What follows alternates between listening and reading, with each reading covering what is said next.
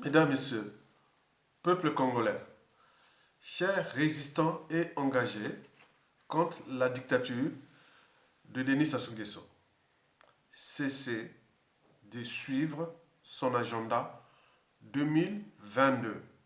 Cherchez plutôt à les vincer, à les déposer sans mandat ni sa shalom.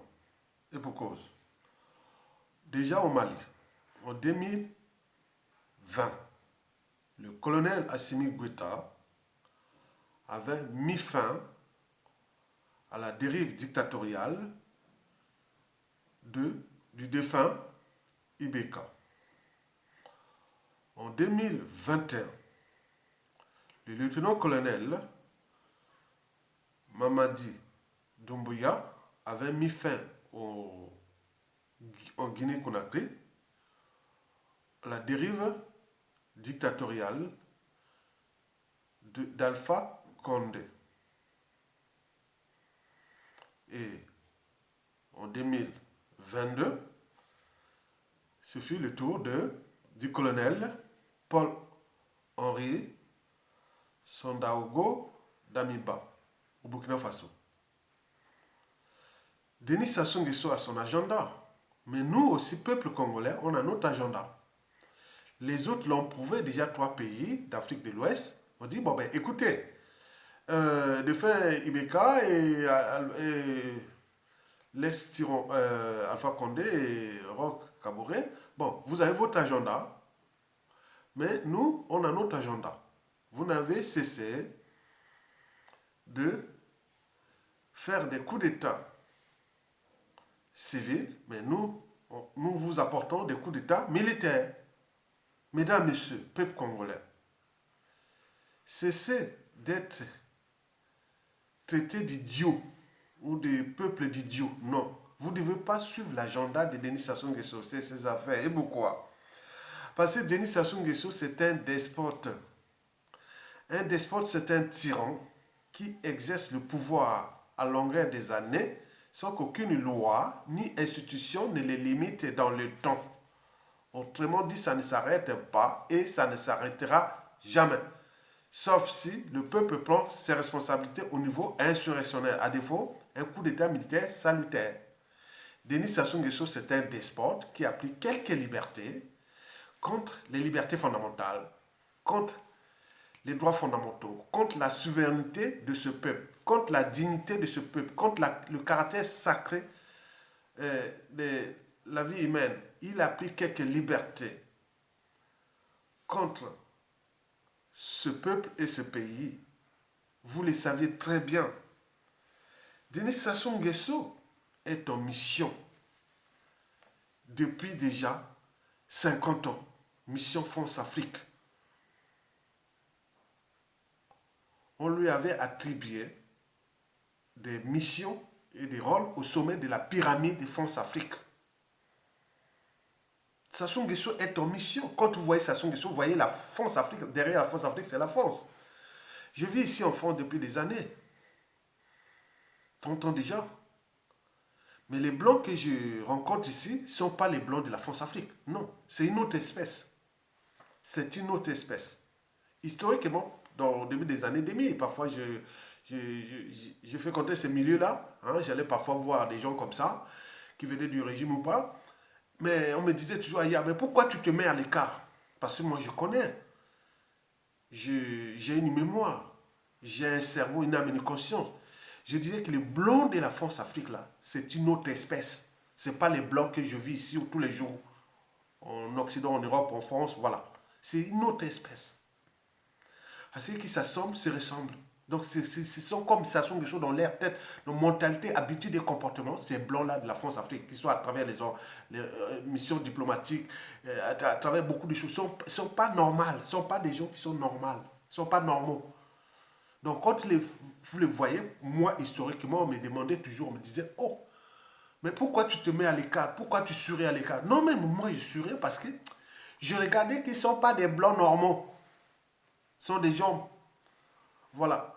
Comprenez ça, mesdames, messieurs, peuple congolais. Il faut les comprendre que Denis Sassou Nguesso est en mission. Et dans cette mission, il a des rôles qui lui ont été attribués au sommet de la pyramide France-Afrique. Je peux vous donner déjà 3 rôles que vous connaissiez. Le premier rôle qu'on l'avait donné aux missions, c'est il est le gardien de prison au Congo. C'est la raison pour laquelle il essaie d'emprisonner les Congolais. Donc, il gère un bail colonial au Congo. Au Congo, là, nous sommes devenus des bagnards. Des bagnards. Soit en prison, soit à ciel ouvert. D'où les conditions de vie exécrables. Donc, Sassou Nguesso est le gardien de prison. Mais ce n'est pas tout. Il est aussi le gardien de cimetières. Parce qu'il ne cesse de tuer les Congolais. Soit par passion criminelle, soit par vengeance, soit par un point. Il ne cesse de tuer les Congolais. Et donc, il est le gardien du cimetière France-Afrique au Congo. Il faut en tenir compte que nous sommes en danger. Sassou Nguesso est enfin un chef de comptoir français néocolonial au Congo. Retenez bien. Donc, 1, gardien de prison, 2, de cimetière, et 3, chef de comptoir néocolonial. Et donc, quand vous voyez Sassou là, donc si vous enlevez la tête là, vous enlevez le masque là, c'est qui? C'est Jean-Yves Le Drian. Vous enlevez le masque là, c'est le locataire de l'Élysée. Vous enlevez là, c'est toute l'oligarchie politico-affairiste France-Afrique qui ont pris notre pays comme leur propriété privée.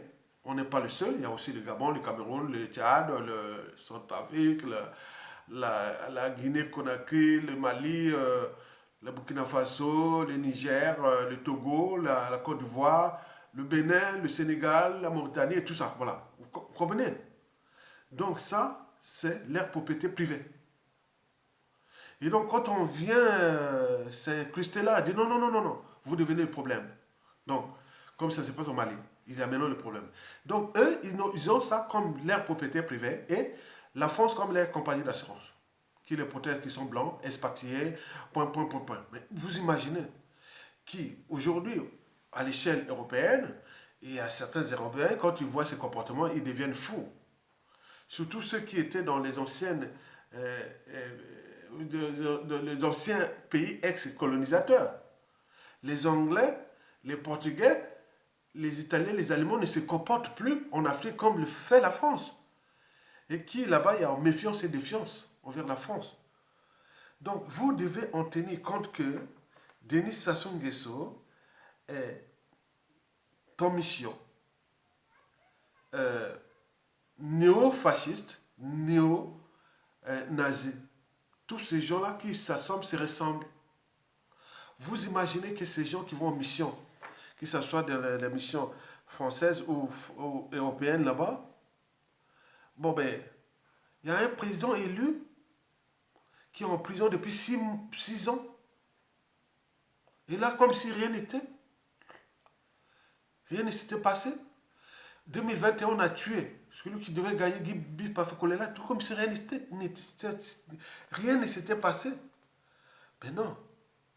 Donc, il faut savoir que pour eux, ils nous considèrent comme des indigènes et des esclaves. Parce que pourquoi? Parce qu'un indigène ou esclave, c'est celui qu'on le prive de sa liberté et de sa dignité. Quand on vous prive de votre liberté et dignité, vous êtes esclave. Même dans la tête. L'esclave, c'est déjà dans la tête. La liberté, c'est dans la tête. La dignité, c'est dans la tête. Donc, ils nous considèrent comme leurs sujets, leurs indigènes et esclaves. Et à certaines occasions, nous prennent comme du bétail. C'est la raison pour laquelle ils tuent sans scrupule, sans émotion, sans... Voilà. Donc, comprenez ça. Donc, il faut en tenir compte que tant que ça est là, nous sommes individuellement et collectivement en danger sur différentes échelles. Que ce soit au pays, diaspora, ou tout ce qui est congolais. Parce que quand on s'affronte à Sassou, vous avez, au final, 5 débouchés. de votre vie. Je dirais pas de boucher. Je dirais que quand on s'affronte à Sassou Nguesso, voici les sorts qui vous est réservé. Si vous êtes au pays, vous êtes déclassé socialement. Deux, vous risquerez de se retrouver où? En prison. Trois, vous risquerez de se retrouver à l'exil forcé. Quatre, on peut vous acheter votre conscience. Après, quand on va vous damer comme un pion, vous manipuler comme on veut. À défaut, c'est la mort. Je répète, le déclassement, la prison,